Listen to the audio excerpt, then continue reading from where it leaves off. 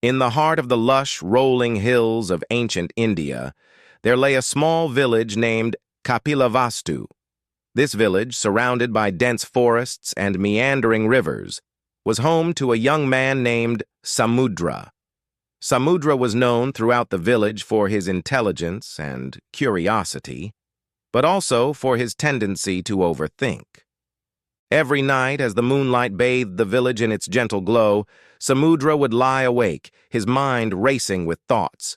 He would ponder every detail of the day, worry about the future, and replay past mistakes over and over again. This relentless cycle of overthinking left him exhausted and anxious.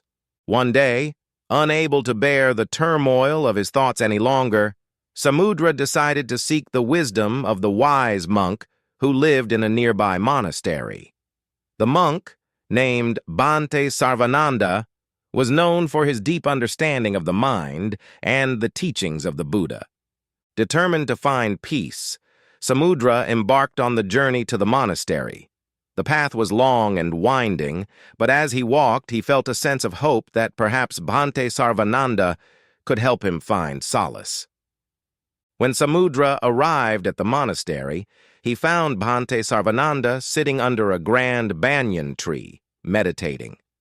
The monk's serene presence filled the air with tranquility. Samudra approached him and bowed respectfully. "Bhante Sarvananda," Samudra began, "I am plagued by overthinking. My mind is a constant storm of worries and regrets. I seek your guidance to find peace." Bhante Sarvananda opened his eyes and smiled kindly at Samudra. "Ah, young Samudra, you have taken the first step by seeking help. Sit with me, and let us explore the nature of your mind together." As they sat under the banyan tree, Bhante Sarvananda began to tell Samudra a story. "Many years ago," the monk started, "there was a great king named Raja Suddhodana. He ruled a vast kingdom with wisdom and compassion, but like you, he too was troubled by incessant thoughts. His mind was always racing, and he could find no peace. One day, a wise sage visited the king's court. Sensing the king's distress, the sage told him a story about two birds.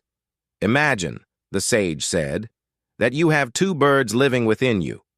One bird, the bird of calm, rests peacefully, content with the present moment. The other bird, the bird of turmoil, flutters about anxiously, constantly worrying and overthinking." The sage continued, "These two birds cannot coexist harmoniously. You must learn to nurture the bird of calm and gently quiet the bird of turmoil. Only then will you find peace."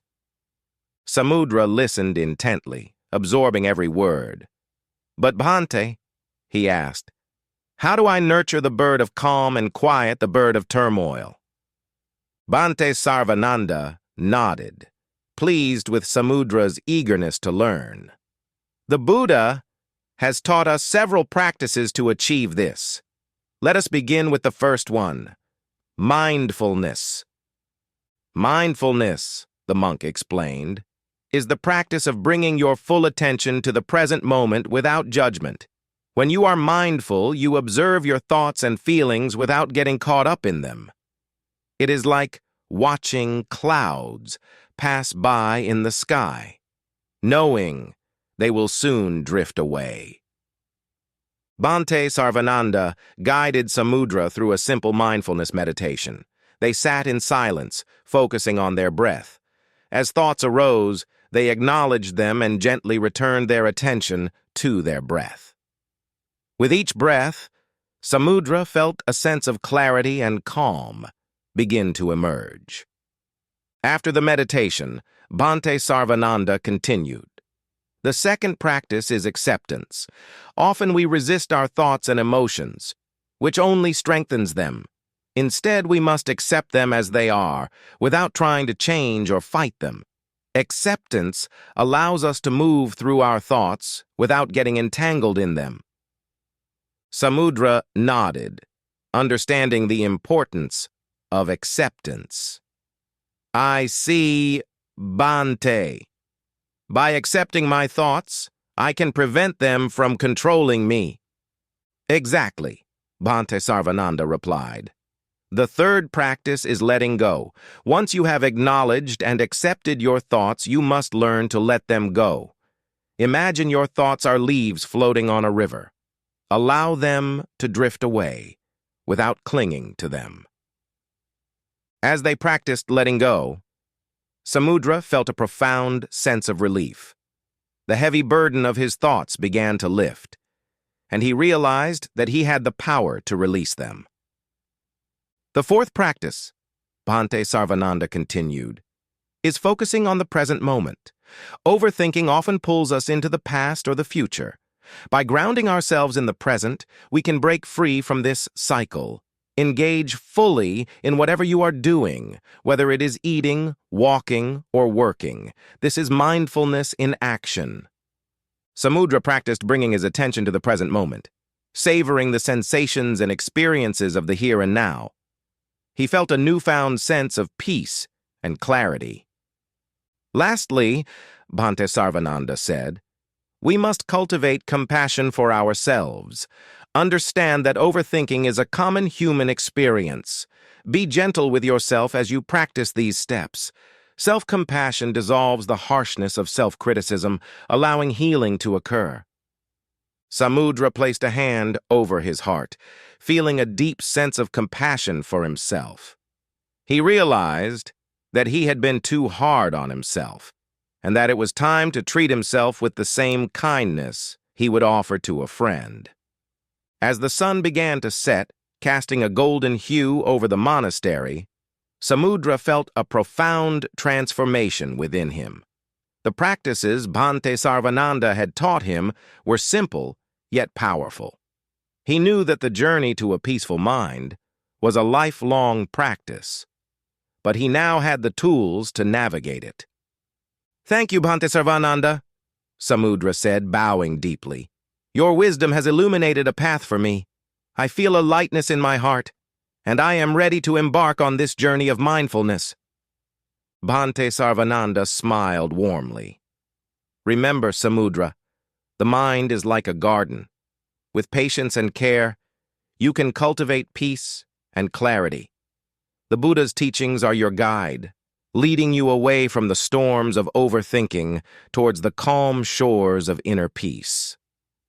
With renewed hope and determination, Samudra left the monastery and returned to his village. He carried with him the teachings of Bhante Sarvananda and the Buddha, and he began to integrate these practices into his daily life. Over time, Samudra's mind became a place of tranquility. He learned to observe his thoughts without getting lost in them, to accept and let go, and to ground himself in the present moment. Through self-compassion, he healed the wounds of self-criticism and found a deep sense of inner peace. And so, the young man who had once been plagued by overthinking became a beacon of calm and clarity for others in his village. He shared the wisdom he had learned, helping others to quiet their minds and find peace in the present moment. The story of Samudra spread far and wide, a testament to the transformative power of mindfulness and the timeless teachings of the Buddha. In the heart of Kapilavastu, under the shade of a grand banyan tree, the journey of overcoming overthinking had begun, and the ripples of its impact would be felt for generations to come. And thus, the story of Samudra, the young man who learned to stop overthinking, serves as a reminder to all of us. Through mindfulness, acceptance, letting go, focusing on the present, and self-compassion, we can find the peace that lies within us, waiting to be discovered.